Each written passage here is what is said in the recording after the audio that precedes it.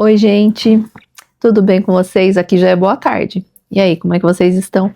Peguei aqui um tapete para dar continuidade nele. Na verdade, é uma passadeira para o Caio colocar, sabe, de frente para a pia, lá na casa dele. E falei, vou gravar, vou conversar um pouquinho com as meninas, com os meninos. Eu falo mais meninas, porque é o que mais tem aqui no canal, mas com os meninos também.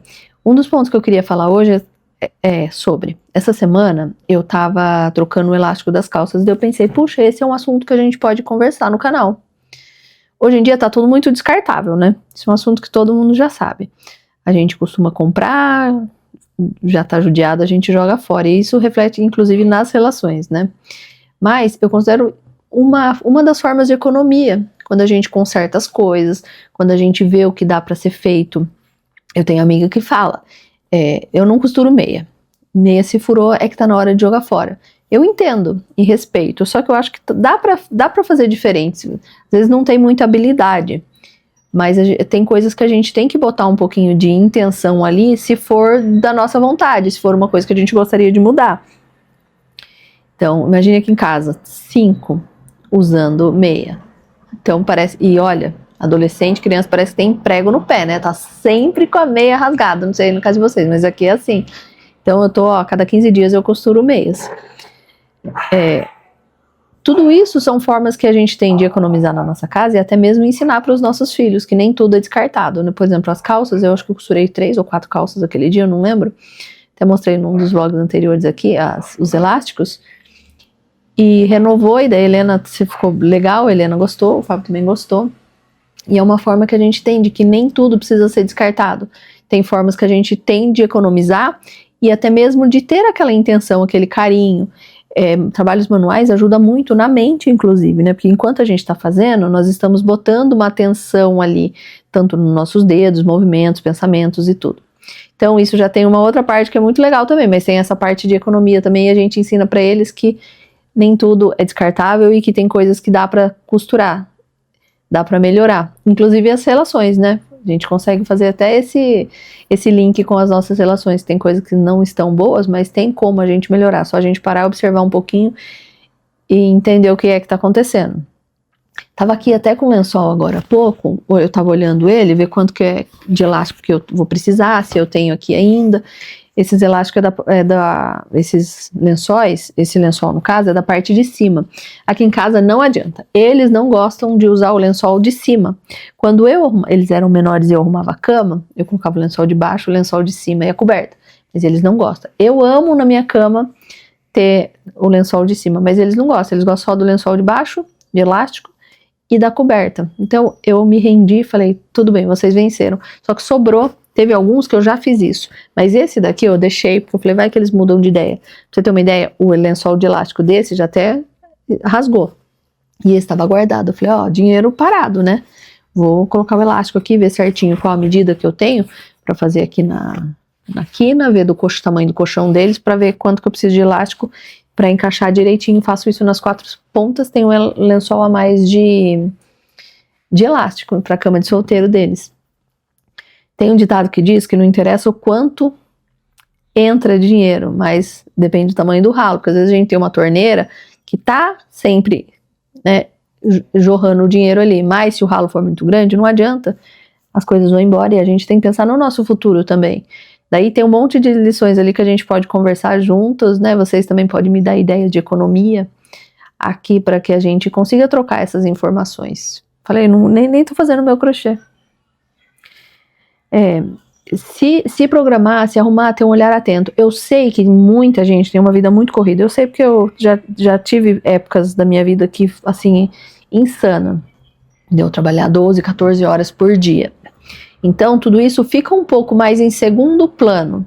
Só que a gente tem que tomar cuidado, porque às vezes a gente se preocupa muito em ganhar dinheiro. E isso se torna uma roda gigante, assim, ó, que vai. Porque não tem fim, a gente ganha dinheiro, só que com isso a gente não consegue dar atenção para algumas coisas e o ralo tá grande também. E daí com isso a gente precisa estar sempre trabalhando e pensando em ganhar, tá sempre saindo.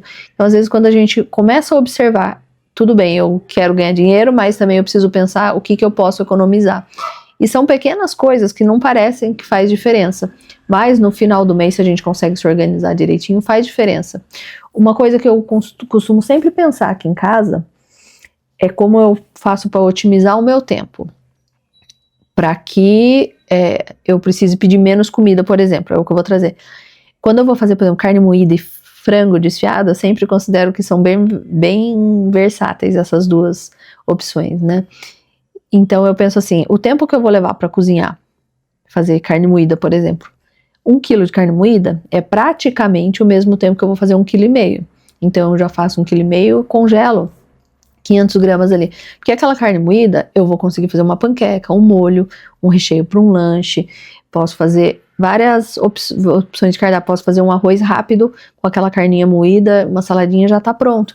Com isso a gente economiza de pedir comida fora, economiza de sair para comer fora, e economiza também porque tem dias que a gente realmente tá com muita preguiça, e às vezes o cansaço é tanto na nossa mente que a gente quer o que é mais fácil, e às vezes acaba sendo mais fácil ou pedir comida, ou sair comer fora, ou comer alguma coisa que não é tão saudável assim, que todos nós fazemos, mas quanto mais a gente consegue se programar para que isso não ocorra, melhor, né?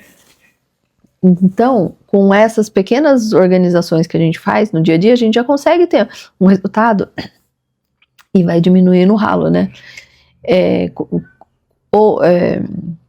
Sempre que só tem um restinho por exemplo, de arroz, eu sempre guardo.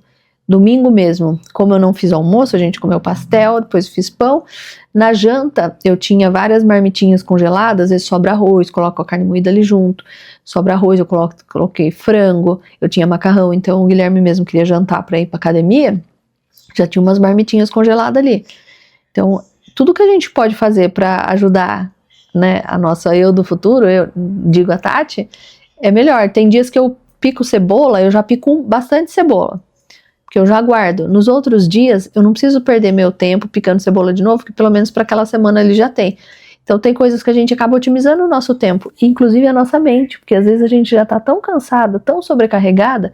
Eu sei porque, como eu disse, já tive fases assim. Então essa minha programação me ajudava muito, porque nessa época que eu trabalhava 12, 14 horas por dia, de segunda a segunda, eu tinha a Ana que me ajudava aqui uma vez por semana. Então ela fazia a limpeza pesada, mais comida, roupa, todas as outras coisas e manter a casa, porque com 4 bichos, uma vez por semana não dá pra muita coisa, né? Então essas programações me ajudavam muito a ter um pouquinho mais de qualidade de vida e me desestressava menos, porque era um assunto a menos para eu ficar pensando, principalmente nesse tipo de coisa, de congelar e de se organizar. Com certeza você tem algumas dicas de economia também que eu não faço e poderia ser útil, né? Eu economizo aqui em casa também fazendo minhas unhas, pintando meu cabelo, mas é coisas que eu considero que a gente tem que fazer economia com coisas que não nos traz tristeza, que não nos tira um gosto muito bom da vida. Tem pessoas, eu tenho amigas que amam ir fazer aquele momento de fazer a unha lá fora, e eu respeito e acho isso muito legal. Eu até gostaria de ter esse bem-estar com isso, mas não é o meu caso. Então eu faço em casa e isso não me traz tristeza.